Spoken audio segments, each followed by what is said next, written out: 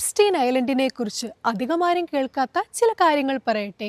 1968 പുറത്തിറങ്ങിയ ദ മാഗസ് എന്ന ചിത്രവും എപ്സ്റ്റീൻ ഐലൻഡും തമ്മിലുള്ള സാമ്യതകൾ വളരെ അമ്പരപ്പിക്കുന്ന ഒന്നാണ്.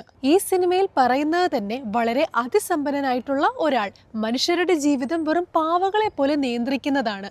ഈ ചിത്രം തന്നെ ഒരു ദ്വീപിനെ അടിസ്ഥാനമാക്കിയാണ് ചിത്രീകരിച്ചിട്ടുള്ളത്. ഈ ദ്വീപിൽ കാണിക്കുന്ന വളരെ പ്രധാനപ്പെട്ട ഒരു കെട്ടിടം എപ്സ്റ്റീൻ ഐലൻഡിലെ വളരെ വിവാദമായിട്ടുള്ള നീല വെള്ള വരകളുള്ള ആ കെട്ടിടവുമായി വളരെ സാമ്യതയേറിയ ഒന്നാണ്. നായകന്റെ മുറിയിൽ ഒരുപാട് മുഖംമൂടികൾ കിടക്കുന്നതായിട്ട് നമുക്ക് സിനിമയിൽ കാണാനായിട്ട് സാധിക്കും. ഇനി എപ്സ്റ്റീൻ ഫയൽസിലൂടെ പുറത്തുവിട്ട ചിത്രങ്ങൾ നോക്കിയാലോ, സിനിമയിലെ പോലെ തന്നെ മുഖംമൂടികളാൽ നിറഞ്ഞിട്ടുള്ള ചുവരുകളുള്ള മുറി എപ്സ്റ്റീൻ ഉള്ളതായിട്ട് നമുക്ക് കാണാൻ സാധിക്കും. ഇതെല്ലാം വെറും യാദൃശ്ചികം മാത്രമാണ് എന്ന് നമ്മൾക്ക് തോന്നുകയാണെന്നുണ്ടെങ്കിൽ 1940 പുറത്തിറങ്ങിയ ഡിസ്നിയുടെ പിനോക്കിയോ എന്നുള്ള മൂവിയും കൂടെ നമുക്കൊന്ന് നോക്കാം. ആ സിനിമയിലെ വില്ലനായിട്ടുള്ള കഥാപാത്രം തന്റെ സ്വന്തം സ്വാർത്ഥ താല്പര്യങ്ങൾ നടത്തിയെടുക്കാൻ വേണ്ടിയിട്ട് കുട്ടികളെ പ്ലഷർ ഐലൻഡിലേക്ക് കൊണ്ടുപോകുന്ന ഒരു കാര്യം പറയുന്നുണ്ട്. പിനോക്കിയോ ഒരു ഡിസ്നി മൂവി ആയതുകൊണ്ടും ഡിസ്നിയുടെ ഈ ലോഗോയും എപ്സ്റ്റീൻ ഐലൻഡ്സിലെ ബിൽഡിംഗ്സിലുള്ള ഈ ഒരു പെയിന്റിങ്സിന്റെയും സാമ്യതകൾ കൊണ്ട് ഒരുപാട് കോൺസ്പിറസി തിയറികൾ ഈ ഒരു സാമ്യതകൾ ചൂണ്ടിക്കാട്ടി തന്നെ ഉണ്ടാകുന്നുണ്ട്. തീർന്നില്ല, അമേരിക്കയിലെ കുട്ടികളുടെ, പ്രത്യേകം ശ്രദ്ധിക്കണം,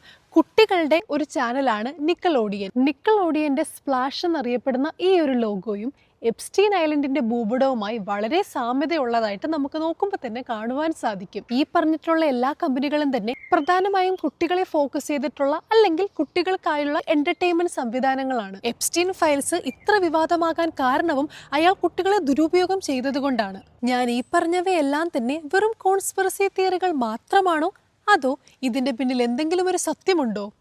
അറിയില്ല.